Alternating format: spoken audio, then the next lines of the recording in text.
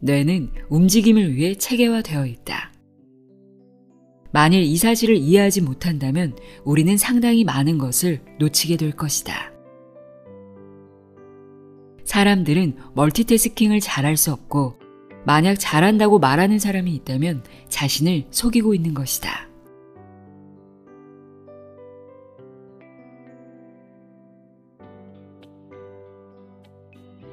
안녕하세요. 나의 소리책갈피 소리내어 읽다입니다. 우리가 스마트폰을 하루에 몇 번이나 터치하고 있는지 아시나요? 평균 2600번이라고 합니다. 어마어마하죠? 아침에 눈 떠서 잠들기 직전까지 우리의 일거수일투족을 함께하는, 이제는 없어서는 안 될 존재가 되어버렸는데요. 인터넷 뱅킹이나 쇼핑과 같이 분명 편리한 점도 있지만 그 편리하다는 이유 때문에 너무나 많은 시간을 생각 없이 보내고 있는 것도 사실입니다. 20세기 최고의 시간 도둑이 TV였다면 21세기는 스마트폰이 그 역할을 하고 있다고 봐도 될 텐데요. 문제는 TV보다 중독성이 비교할 수 없을 정도로 강하다는 겁니다. 우리 뇌에도 엄청난 영향을 주고 있다고 하는데요. 오늘은 이 같은 문제점을 깊게 생각해보게 만들어주는 책을 소개합니다. 안데르스 한센의 인스타 브레인입니다. 저자는 스웨덴의 저명한 정신과 전문의이자 베스트셀러 작가인데요. 전작인 뇌는 달리고 싶다는 스웨덴에서 50만 부 이상 팔렸다고 합니다. 인스타 브레인은 스마트폰과 SNS라는 새로운 환경이 우리 뇌와 몸에 어떤 영향을 끼치고 있는지를 분석한 책인데요. 문제 제기와 이론만으로 그치지 않고 일상생활에서 어떤 방식으로 디지털 디톡스를 해야 할지를 이해하기 쉽게 설명해주고 있습니다. 인간의 뇌는 만년 동안 거의 변하지 않았다고 해요. 우리 인류 역사를 돌아볼 때 지난 99.9%에 해당하는 시간 동안 수렵 채집인으로 살았고 우리 뇌는 그 생활 방식에 맞게 진화했습니다. 그러나 너무 짧은 시간 동안 변화를 맞이하게 된 건데요. 우리 뇌가 디지털 환경에 적응하지 못함으로써 충분히 자고 싶은 욕구라든지 움직이고 싶은 욕구 등 기본적인 욕구를 채우지 못하고 있는 상태입니다. 책에서 이야기하는 스마트폰의 폐해를 3가지로 정리하면 우리를 과거보다 덜 자게 만들고 덜 움직이게 만들고 직접 사람을 만나 교류하는 시간을 단축시켰다는 겁니다. 스마트폰의 폐해와 부작용을 알고 있다고 해도 우리가 예전처럼 스마트폰이 없던 과거로 돌아갈 수는 없겠죠. 더 현명하게, 더 건강하게 사용할 수는 있습니다. 그럼 지금부터 똑똑한 뇌 사용법을 알려주는 인스타 브레인, 내용의 일부를 읽어드립니다. 귀 기울여 들어보세요.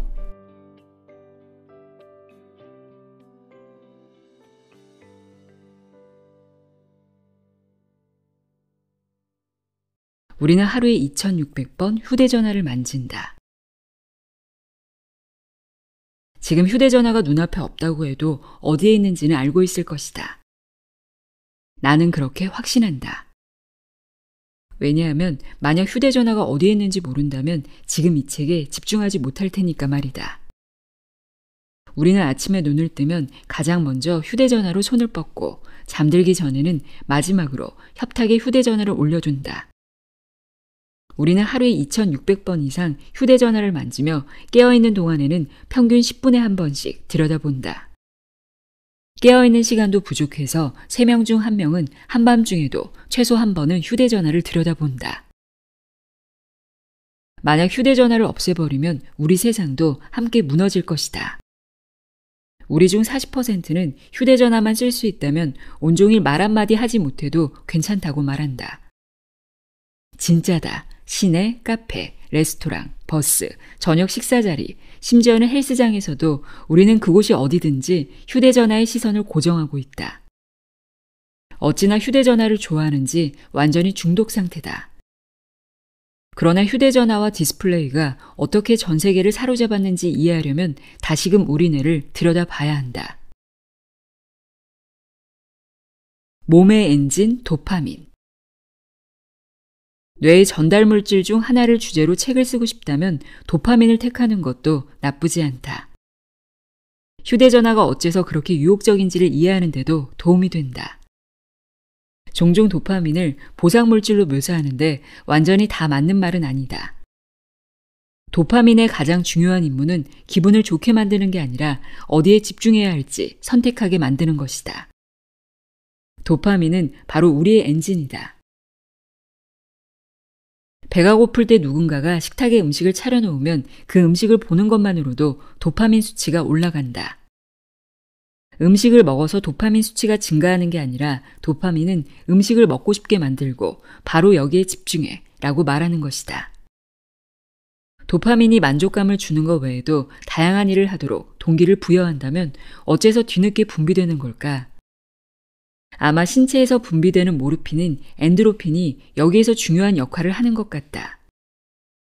도파민은 눈앞에 있는 맛있는 것을 먹고 싶게 만들지만 그 음식을 맛있다고 느끼게 만드는 것은 엔도르핀이기 때문이다.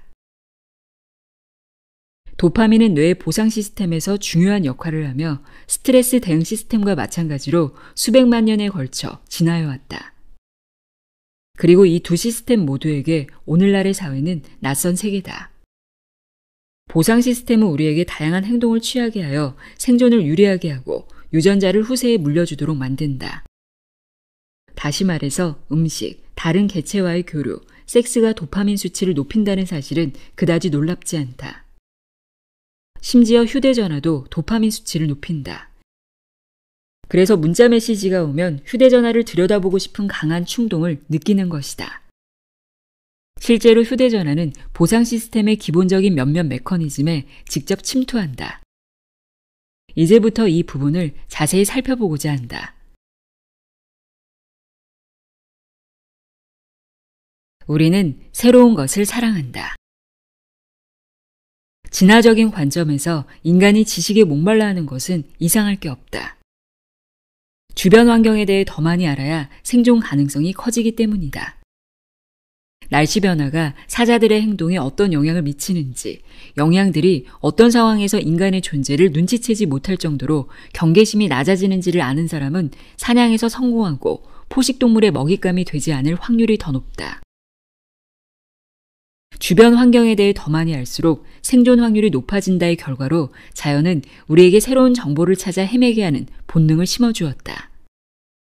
이러한 본능에 작용하는 뇌의 물질이 무엇인지는 아마 추측할 수 있을 것이다. 당연히 도파민이다. 뭔가 새로운 것을 학습할 때 뇌는 도파민을 분비하며 도파민은 우리가 더욱 잘 학습할 수 있도록 만들어준다. 뇌는 단지 새로운 정보만을 찾는 게 아니라 환경과 사건에 대해서도 새로움을 원한다. 뇌에는 도파민을 생성하는 세포가 있는데 이 세포들은 오로지 새로운 것에만 반응한다. 익숙한 동네 길거리처럼 이미 알고 있는 것에는 반응하지 않다가 이를테면 낯선 얼굴처럼 뭔가 새로운 것을 보면 갑자기 세포들이 활성화된다. 감정이 북받치는 뭔가를 볼 때도 같은 반응이 나온다. 새로운 환경과 정보에 목말라 하는 도파민 세포의 존재는 뇌가 새로운 것을 높게 평가한다는 뜻이 된다.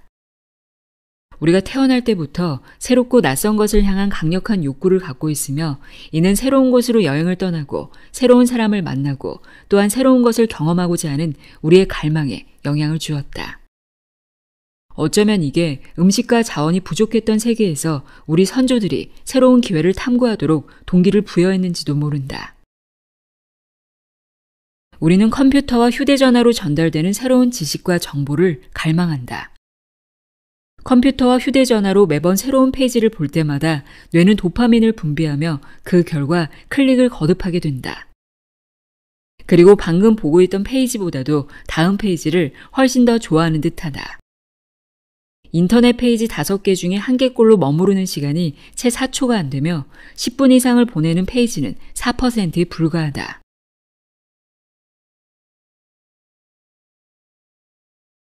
우리의 보상센터를 자극하는 SNS.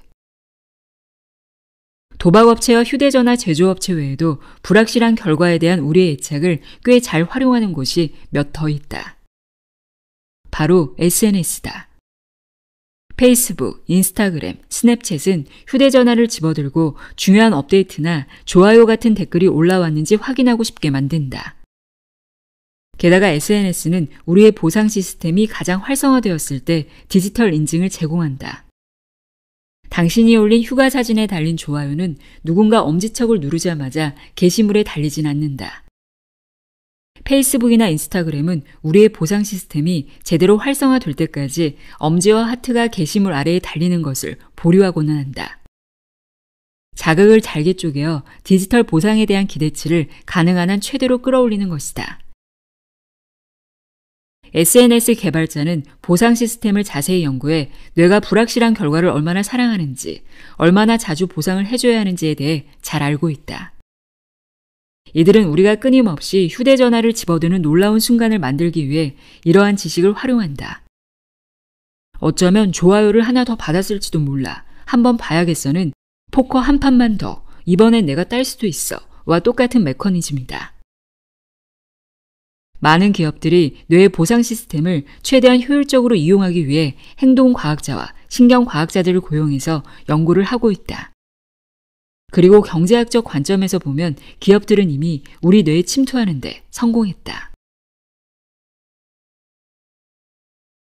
멀티태스킹과 기억력의 관계.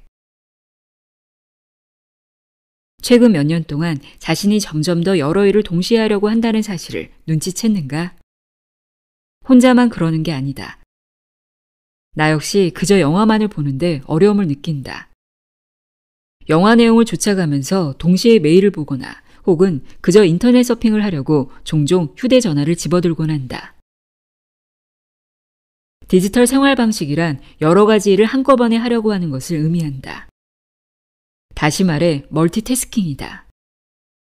스탠퍼드 대학교의 연구자들은 서로 다른 사고 과정이 필요한 과제를 제시한 후 얼마나 멀티태스킹을 잘하는지 살펴보았다. 연구에는 300명이 참여했는데 그중 절반은 공부하면서 동시에 서로 다른 인터넷 사이트를 서핑하는데 전혀 문제가 없다고 답했다. 나머지 절반은 한 번에 하나씩 수행하는 것을 선호했다.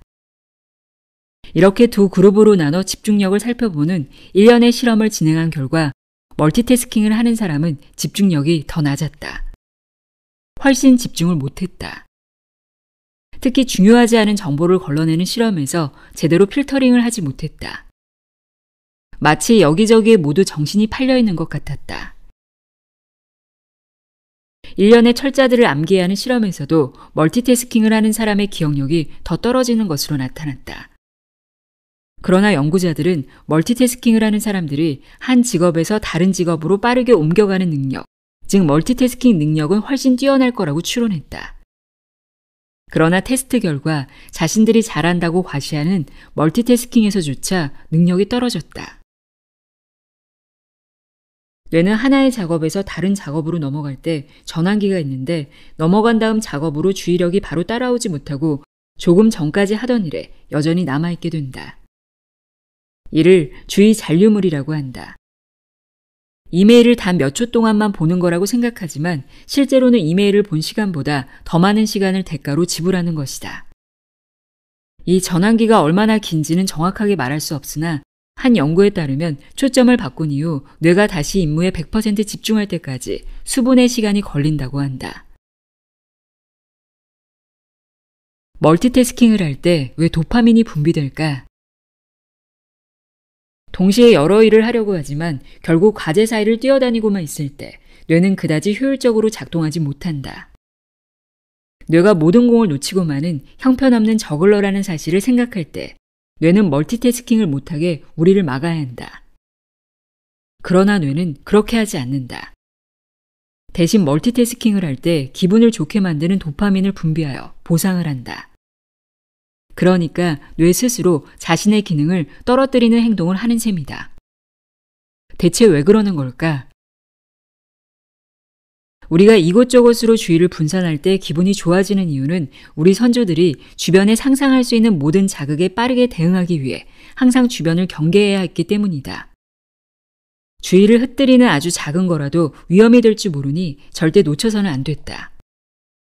분산된 초점과 눈앞에 튀어나오는 모든 것에 빠르게 대응하는 것은 인류의 절반이 채 10세도 못 채우고 사망하던 시기에는 생사를 가르는 요인이었을 것이다. 뇌는 여기에 맞춰서 진화했고 그 결과 멀티태스킹을 수행하고 집중력을 쉽게 흐트리면서 도파민을 분비하여 우리에게 보상을 제공한다. 이는 마음에 드는 얘기이기는 하나 다른 뭔가를 대가로 치러야만 한다. 휴대전화는 심지어 무음 상태일 때도 회방을 놓는다. 우리가 동시에 여러 가지 일을 하려고 할 때 집중력과 작업 기억 모두 부정적인 영향을 받는다. 어쩌면 이제 컴퓨터를 끄고 휴대전화를 무음으로 바꿔서 주머니에 넣어두기만 하면 되겠다고 생각할지도 모르겠다. 그러나 안타깝게도 그렇게 간단하지 않다. 앞에서 보았듯이 휴대전화는 우리의 주의를 끄는데 탁월한 능력이 있으며 이러한 능력은 휴대전화를 주머니에 넣는 것만으로는 멈출 수 없다. 대학생 500명을 대상으로 기억력과 집중력 테스트를 했는데 실험실 바깥에 휴대전화를 둔 학생들이 무음으로 바꿔서 주머니에 넣은 학생들보다 더 좋은 결과를 얻었다. 피실험자들은 휴대전화가 근처에 있다는 것만으로도 영향을 받을 수 있다는 사실을 인지하지 못했지만 결과는 명백했다. 피실험자들은 그저 휴대전화를 가지고 있는 것만으로도 주의가 분산되었다. 여러 실험에서 동일한 현상이 관찰되었다. 일본의 연구자들 역시 유사한 결론을 내놨다. 이들은 한 그룹의 피실험자에게 디스플레이에서 숨겨진 글자들을 최대한 빨리 찾아야 하는 집중력을 요구하는 문제를 했다. 절반은 디스플레이 옆에 자신의 것이 아닌 휴대전화를 놓아두었고 이를 집어들어서는 안 되었다. 나머지 절반은 책상 위에 작은 노트를 올려놓았다. 결과는 어땠을까? 노트를 올려놓은 사람들이 문제를 가장 잘 풀어냈다. 휴대전화는 그저 그 자리에 있는 것만으로도 피실험자의 집중력을 빼앗았다. 우리 뇌는 결코 우리 편이 아니다. 휴대전화를 주머니에 넣어두고 있더라도 뇌는 무의식적으로 휴대전화와 같은 디지털 기기의 매력을 인식하고 있기 때문에 이를 무시하기 위해 정신적 대역폭을 사용해야 한다. 그 결과 집중력이 제 기능을 발휘하지 못하게 된다. 곰곰이 생각해보면 그다지 이상한 일도 아니다. 도파민은 무엇이 중요하고 어디에 초점을 맞춰야 하는지를 뇌에 알려주는데 휴대전화가 하루에도 수백 번 도파민을 분비하게 하니 휴대전화에 관심을 보일 수밖에 없는 것이다. 뭔가를 무시하는 것은 뇌가 의식적으로 힘을 써야 하는 적극적인 행동이다. 어쩌면 이미 이 사실을 알고 있는지도 모르겠다. 예를 들어 친구와 커피를 마시는데 휴대전화를 앞에 두었다고 하자. 어쩌면 방해받고 싶지 않아서 뒤집어 놨을 수도 있다. 그리고 친구와 함께 있는 동안 휴대전화를 집어들고 싶은 충동과 싸우며 전화 안 볼 거야 라고 계속 생각해야 한다. 매일같이 뭔가가 우리 뇌에 수백 번의 자잘한 도파민 주사를 놓고 뇌는 이를 무시하기 위해 에너지를 쏟는다. 사실 이는 놀라운 일도 아닌데 왜냐하면 뇌는 더 많은 도파민을 주는 게 무엇인지 찾도록 진화했기 때문이다. 뇌가 휴대전화의 유혹에 맞서 싸우는 동안 다른 임무를 수행할 능력은 감소한다. 그다지 집중력이 필요하지 않은 일이라면 큰 영향이 없겠지만 정말로 집중해야 하는 상황에서는 문제가 발생할 수 있다. 미국 연구자들이 진행한 실험과 유사하게 피실험자에게 까다로운 집중력 테스트를 실시했다. 그런데 그때 절반에게는 실험 진행자가 문자를 보내거나 전화를 걸었다. 물론 피실험자는 휴대전화를 받아서는 안 되었다. 이후 실험 결과에 따르면 휴대전화를 받지 않았는데도 이들은 더 많이 틀린 것으로 드러났다. 무려 3배나 많이 틀렸다. 피실험자들이 평범한 워드 문서를 컴퓨터로 읽은 다음 특정 단어들에 하이퍼링크가 걸려있는 다른 문서를 읽는 실험에서도 위와 동일한 결과가 관찰되었다. 문서를 읽은 피실험자에게 문서의 내용을 질문했을 때 하이퍼링크가 연결된 문서의 내용을 더 기억하지 못했다. 클릭하지 않았어도 마찬가지였다. 뇌는 클릭해야 하나 말아야 하나를 매번 결정해야 했고 이런 작은 결정을 내릴 때마다 정신적으로 힘을 쏟아야 해서 집중력과 작업 기억을 갉아먹었기 때문이다. 뇌가 탁자에 놓인 휴대전화를 집어들지 않으려고 정신적 대역폭을 쏟았듯이 이와 동일한 방식으로 링크를 클릭하지 않기 위해 대역폭을 사용하는 것이다. 집중력이 점점 사라지는 시대. 거센 정보의 범람이 오히려 집중력 훈련을 시켜주고 디지털 때문에 끊임없이 주의가 분산되기는 하지만 결국에는 적응하고 잘 이겨내지 않겠냐고 생각할지도 모르겠다. 근육이 규칙적인 달리기나 엮기 운동을 통해 더욱 단단해져서 강한 힘을 견디게 해주는 것과 비슷하게 말이다. 그런데 문제는 뇌가 대부분 정반대로 기능한다는 데 있다. 집중력을 방해하는 요소가 많아질수록 집중력 훈련이 되는 게 아니라 뇌는 더더욱 주의가 산만해진다. 끊임없이 쏟아지는 디지털의 집중적인 방해 요소들은 우리를 그 방해 요소에 더욱 민감해지도록 만든다. 그래서 최근 몇 년 사이에 수많은 사람이 휴대전화를 사용하지 않을 때도 집중하는 데 어려움을 느끼는지도 모른다. 나 역시 책을 읽을 때 책에만 집중하기가 전보다 훨씬 어렵다. 이제는 휴대전화를 무음으로 설정하는 것만으로는 충분하지 않아서 아예 다른 방에 둔다. 그런데도 여전히 10년 전과 같은 방식으로 책에 빠져드는 것은 힘들다. 좀 더 집중이 필요한 페이지가 나오면 나는 휴대전화에 손을 뻗고 싶은 강렬한 충동을 느낀다. 마치 더는 예전처럼 집중할 수 없다는 것처럼 말이다. 많은 사람이 비슷한 경험을 한다. 주의 산만이 기본 특질로 자리 잡게 되면 우리는 주의를 흩뜨릴 만한 거리가 없더라도 집중하지 못하고 다른 곳으로 자꾸 눈을 돌리려고 한다. 집중력은 오늘날 사회에서 희소제가 되었다. 아무리 그래도 우리의 주의 집중 시간이 12초에서 8초로 금붕어보다도 짧게 줄었을 거라고 떠도는 이야기는 맹세컨대 거짓이다. 뇌는 지름길을 사랑한다. 뇌는 신체에서 가장 많은 에너지를 사용하는 장기다. 성인의 뇌는 전체 에너지의 20%를 사용하며 10대의 경우 대략 30% 정도를 사용한다. 신생아는 무려 전체 에너지의 50%가 뇌로 간다.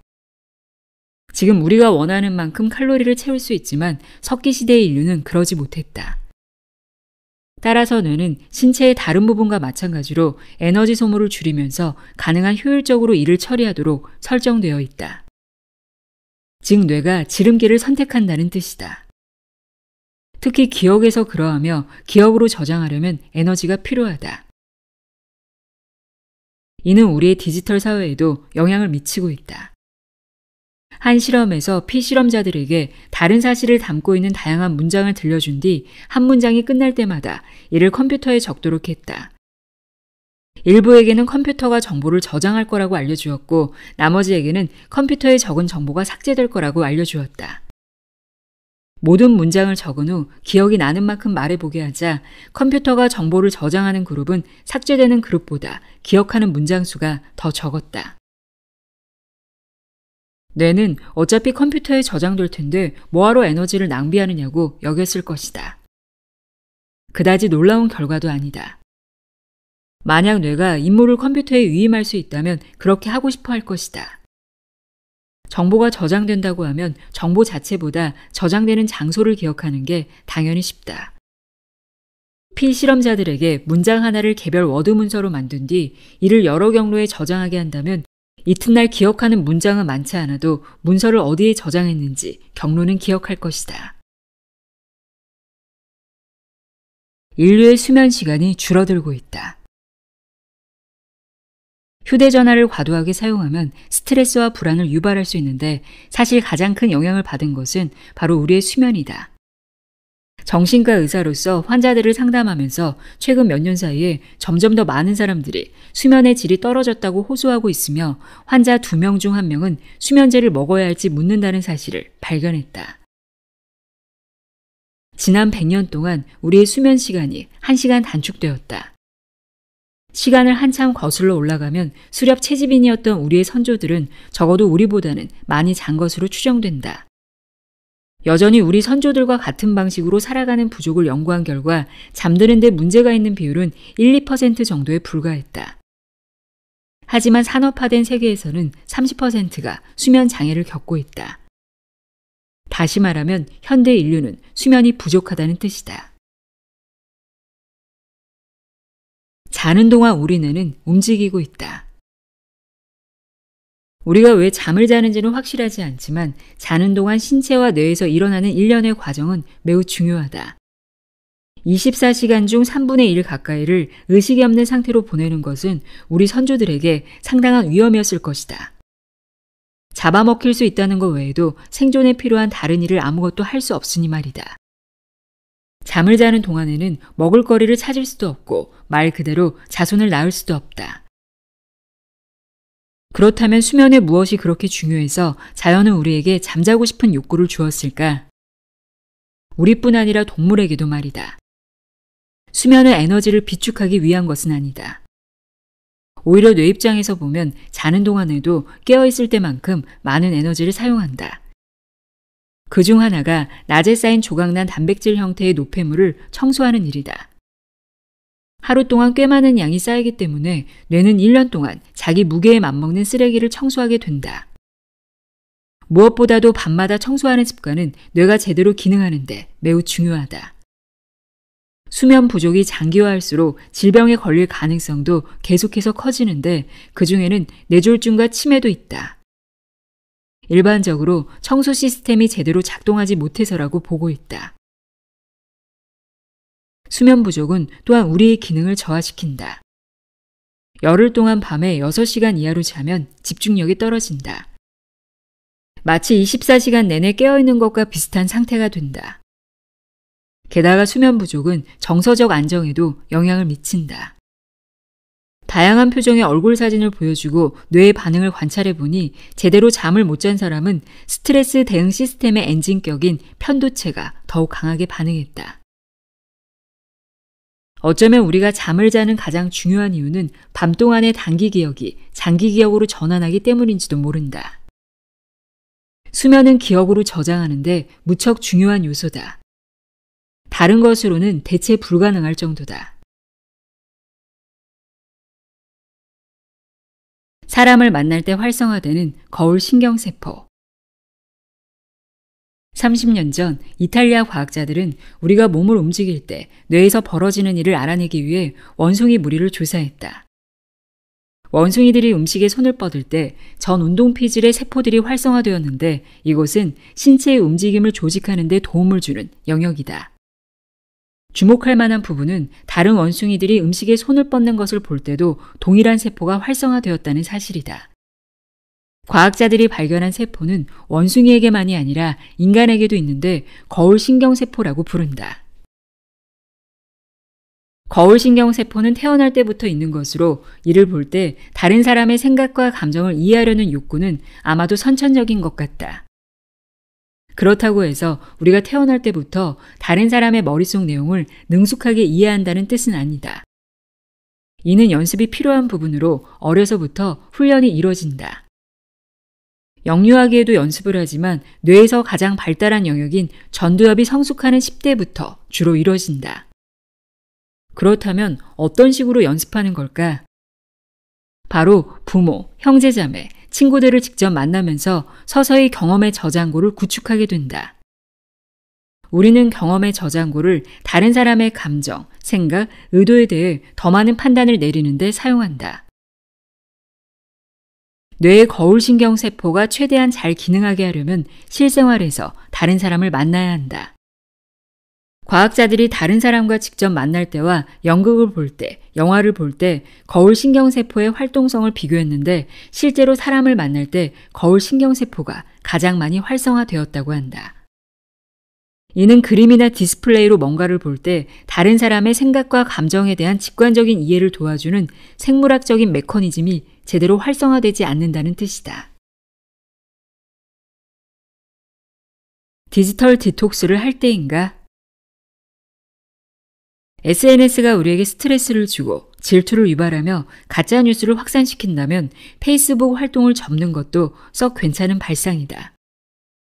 미국 대학생 150여 명에게 기분이 어떤지에 대한 질문을 던진 결과 예상대로 일부는 기분이 좋았고 일부는 가벼운 우울감을 보였다. 학생들을 두 그룹으로 나눈 다음 한 그룹에게는 일상생활에서 SNS를 계속 사용하게 하고 다른 그룹에게는 페이스북, 인스타그램, 스냅챗을 한 번에 최대 10분, 하루 최대 30분만 사용하게 했다. 3주 뒤 하루에 30분만 사용한 그룹은 기분이 개선되었으며 연구 시작 시 우울증 증상이 있던 학생들은 우울감과 고독감이 감소했다고 보고했다. 이는 우울한 사람이 SNS를 더 많이 사용한 게 아니라 SNS가 우리를 우울하게 만들 수 있다는 사실을 보여주었다. 그런데 이 연구에서 주목할 점은 실험 대상들이 SNS를 완전히 차단한 게 아니라 사용 시간을 제한했을 뿐인데도 기분 개선에 도움이 되었다는 사실이다. SNS의 부정적인 영향을 받지 않으려면 정확히 얼마 동안 사용해야 하는지는 알 수 없다. 연구에서 30분으로 정한 것은 그저 임의로 결정한 것이다. 추측하건대 SNS 사용을 줄이는 게 아니라 잠시 중단하거나 완전히 그만둔다면 효과가 더 좋을지도 모른다. 운동을 하면 왜 더 집중하게 될까? 아마도 그 이유는 우리 조상들이 사냥을 하거나 잡아먹히지 않으려고 달아날 때처럼 신체 활동을 할 때 가장 많은 집중력이 필요했기 때문일 것이다. 진화는 수백만 년에 걸쳐 뇌에 꼭 필요한 순간에 최고의 집중력을 발휘하도록 새겨놓았다. 주로 사냥할 때와 도망칠 때와 관련되었을 것으로 추정된다. 사냥을 그다지 자주 하지 않았을 것 같지만 수렵 채집인에 대한 최근 연구들을 보면 사냥 및 기타 활동에 하루에 2-3시간을 사용했다고 한다. 신체를 사용했을 이 시간 동안 인간은 최고의 집중력을 발휘했을 것이다. 사냥감을 잡거나 사냥감에게 잡아먹히지 않기 위해서 말이다. 우리는 점점 덜 움직인다. 신체 활동은 스트레스 내성을 강화하고 우리 시대에 거의 사라져가는 집중력을 높여주어 디지털 환경에 적절히 대처할 수 있도록 도와준다. 문제는 우리가 점점 더 안 움직인다는 사실이다. 지금도 원시 농경 사회의 수렵 채집인처럼 살아가는 부족들을 연구한 결과에 따르면 우리 선조들은 매일 14,000에서 18,000걸음을 걸은 것으로 보인다. 오늘날 우리는 하루에 채 5,000걸음도 걷지 않는데 말이다. 게다가 이 수치는 10년마다 감소하고 있다.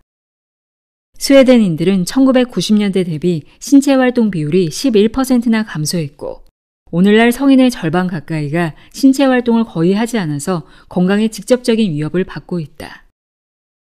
특히 청소년들의 상태가 안 좋다. 14세의 신체 활동은 20세기 말과 비교해보면 여성은 24%, 남성은 30% 감소했다. 앞선 인류 역사상 이렇게 빠른 속도로 감소한 적이 거의 없었다. 그럼 14세의 신체 활동 감소의 가장 큰 원인은 무엇일까? 바로 스크린 타임이다. 얼마나 움직여야 할까? 그렇다면 뇌의 기능을 촉진하기 위해서 성인과 유아는 얼마나 몸을 움직여야 할까? 이 질문의 답을 찾기 위해 몇몇 이스라엘 연구자들은 신체 활동이 우리의 정신 능력에 미치는 영향을 다룬 약 5,000건의 연구 결과를 살펴보았다. 정말 고된 작업이 아닐 수 없다. 5,000여 건의 연구 중에서 가장 면밀하게 이루어진 연구 조사 결과를 골라냈더니 100건이 조금 안 되었다. 이 조사들을 정리한 결과는 어땠을까? 그렇다. 모든 종류의 신체 활동이 우리의 정신 능력에 좋은 영향을 미쳤다. 산책, 요가, 달리기, 근육 운동, 전부 다 긍정적인 효과가 있었다. 특히 몸의 움직임을 통해 정신적인 사고 과정의 처리 속도가 가장 많이 향상되었다. 그러니 신체 활동이 활발해지면 더 빠르게 사고할 수 있다. 6개월 동안 최소 52시간을 움직이면 효과를 극대화할 수 있다. 이는 일주일에 2시간에 해당하는 시간이다. 이를테면 이 시간을 일주일에 45분씩 3번으로 나눠 사용할 수 있다. 사실 이보다 더 많은 시간을 들인다고 해서 뇌에 어떤 추가적인 영향을 미치지는 않는 것 같다. 그래도 몸은 좋아질 것이다. 뇌의 관점에서 보면 일주일에 2시간 몸을 움직이고 나면 어느 시점에선가 효과가 나타나기 시작한다. 그러니 긍정적인 효과를 얻기 위해 마라톤을 완주할 필요는 없다. 뇌의 관점에서 볼 때 심박수를 높이는 것이 그렇지 않은 것보다 더 낫다. 그렇지만 쉬엄쉬엄 산책하는 것만으로도 놀라운 효과를 얻을 수 있다. 할 수 있는 만큼 해보고 심박수를 높일 수 있다면 금상첨화일 것이다.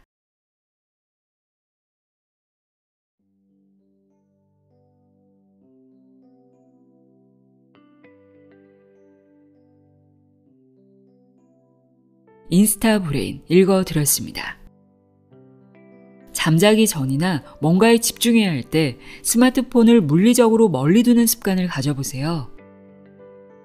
저도 이 습관을 들이려고 노력 중인데요. 우리의 뇌 건강을 위해 운동하는 것도 잊지 마세요.